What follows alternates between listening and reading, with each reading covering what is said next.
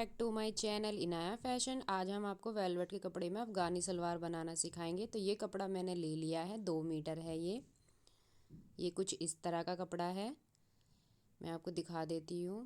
तो वेलवेट के कपड़े में निशान लगाने से पहले मैं आपको एक बात बता दूँ कि आप जब भी लेंथ लें तो किनारी वाले हिस्से से लें, क्योंकि इसका अदर हिस्सा जो है वो स्ट्रेच हो जाता है और जो किनारी वाला हिस्सा होता है वो स्ट्रेच नहीं होता है, जिससे कि आपकी लेंथ ऊपर नीचे नहीं होएगी, बिल्कुल इक्वल आएगी। इसीलिए आप हमेशा लेंथ किनारी की तरफ से लें। तो ये हमने कपड़ा बिछा लिया है, 4 फोल्ड कर लिया है। मैं आपको दिखा देती हूँ। ये हमारा किनारी वाला हिस्सा है। तो मैंने अपने लेंथ के अकॉर्डिंग कपड़ा ले लिया है। तो इस पे हम हिप का निशान लगाएंगे। हिप हमारी 38 है, को 4 से भाग करेंगे तो हमने ये 12 पे निशान लगा लिया। और इसकी आसन ले लेंगे। अब हम आसन मैंने 13 इंच का लिया है। इस तरह से हम आसन का निशान लगा देंगे और ये हम 2.5 इंच बाहर निकाल देंगे। इस तरह से हमने 2.5 इंच बाहर निकाल दिया है। ये लाइन खींच लेते हैं इस तरह से और हमने इसका निशान लगा लिया है। अब हम इसकी मोहरी का निशान लगाएंगे। तो मोहरी के लिए हम यहाँ पर ले लेंगे 14 इंच। आप चाहें तो इसे कम ज़्यादा कर सकते हैं। अगर आपको ज़्यादा हैवी सलवार बनानी है तो आप इसे 15-16 कर सकते हैं। ये 1 इंच मैंने एक्स्ट्रा लगा दिया है मार्जिन के लिए और 14 इंच पे मैंने निकाल लिया है। तो इसको तैयार करने के बाद नीचे से हम 2 इंच की मोहरी अलग से अटैच करेंगे और अब हम यहाँ पे आसन की गोलाई कर देंगे। इस तरह से आसन की गोलाई कर देनी है। ये कर दी हमने इसकी गोलाई। अब हम इसको लेंथ को एक निशान से नीचे वाली मोहरी के निशान तक मिला देंगे। तो इस तरह से इसको मिलाते हुए जाएंगे।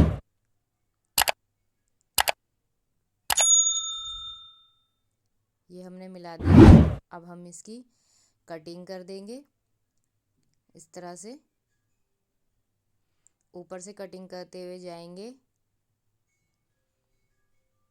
नीचे की तरफ, कट करते हुए जाना है हमें और कैंची घुमाते हुए जाए। जब हमारे नीचे गोलाई करने पे हम आ जाते हैं तो इस तरह से हम कट कर देंगे। तो ये हमारी कटिंग हो गई है और इसका एक्स्ट्रा कपड़ा है, हम इसे हटा देंगे। इस तरह से हम इसको, अब हमारी इसकी कटिंग हो गई है। तो इसके सबसे पहले हम इसमें इसके आसन की दोनों तरफ सिलाई लगा देंगे। इसमें तो ये हमने आसन की सिलाई लगा दी है इस पे दोनों तरफ। कुछ इस तरह से आसन की सिलाई लग गई है।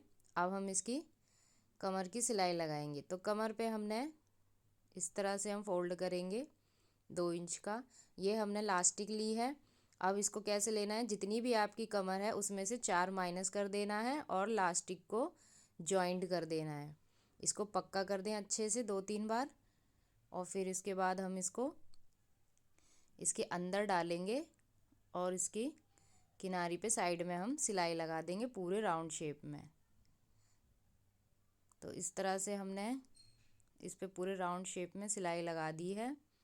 देख सकते हैं आप, कुछ ये इस तरह का दिख रहा है, स्ट्रेच हो रहा है। अब हम इसके बीच में एक सिलाई और लगाएंगे ताकि हमारी लास्टिक इधर उधर घूमे ना।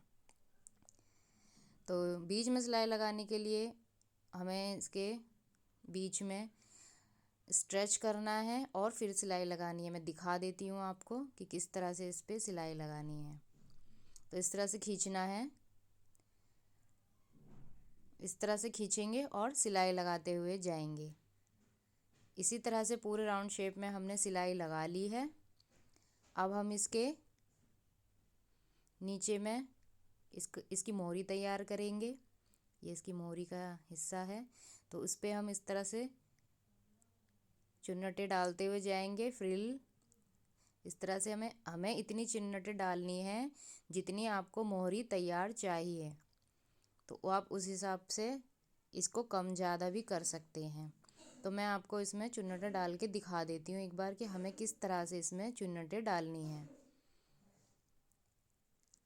ये हमने छोटा छोटा 1/2 इंच पे कपड़ा उठाना है और चुन्नटें डालते हुए जानी है। इस तरह से हम डालते हुए जाएंगे। ये हम इस तरह से डालेंगे। ये थोड़ा सा डालना है हमें, और इसी तरह से हमें पूरे पोंचे में चुन्नटें डाल लेनी है ताकि हमारी मोहरी तैयार हो सके। तो ये हमने इसमें पूरी चुन्नटें डाल ली हैं। इसी तरह से हम इसका दूसरा पार्ट भी तैयार करेंगे। तो ये हमने इक्वल कर लिया है। जितनी हमें मोहरी चाहिए हम इसको नाप लेंगे। इस तरह से हमारी 13 इंच की तैयार मिली है हमें, क्योंकि इसका हाफ मुझे रखना था 6.5। अब हम इसका दूसरा पार्ट भी इसी तरह से तैयार कर लेंगे। तो अब हम इसकी मोहरी बनाएंगे। मोहरी बनाने के लिए ये मैंने बुकरम ले लिया है, जो कि मैं इसके अकॉर्डिंग लिया है। मैंने जितनी हमारा पोंचे की है उसी उतना ही ले लिया है। अब इसकी चौड़ाई हमने 2 इंच रख लो, आप चाहे 2.5 इंच रख लो, जितनी आपको कंफर्टेबल है उतना रखें। तो ये मैंने कपड़ा डबल फोल्ड करके ले रखा है और उस पर मैंने इसको अटैच कर देंगे। इन दोनों को आपस में अटैच कर देंगे। तो मैंने एक तरफ से इसको अटैच कर दिया है। अब हम इसको मोड़ेंगे इस तरह से मोड़ेंगे और इसको अंदर की तरफ इस तरह से रखते हुए ऊपर से हम इस पे पूरे में सिलाई लगा देंगे। पूरा ऊपर से नीचे तक इक्वल कर लेंगे और फिर इसमें सिलाई लगाएंगे। तो ये हमने इस पे सिलाई लगा ली है। इक्वल करते हुए देख सकते हैं आप कितनी अच्छी फिनिशिंग आई है हमारी। और अब हम इस पे लेस लगाएंगे। तो लेस के लिए मैंने इस तरह की लेस ली हुई है। आप चाहें तो दूसरी लेस भी लगा सकते हैं। अफ़गानी सलवार में इस तरह की लेसें बहुत अच्छी लगती हैं। तो इसको इस तरह से रखते हुए यहाँ पे हम इसके साइड में सिलाई लगा देंगे। तो ये हमने इस पे सिलाई लगा दी है और इसी तरह से हम इसका दूसरा पार्ट भी तैयार कर लेंगे लेस लगाकर।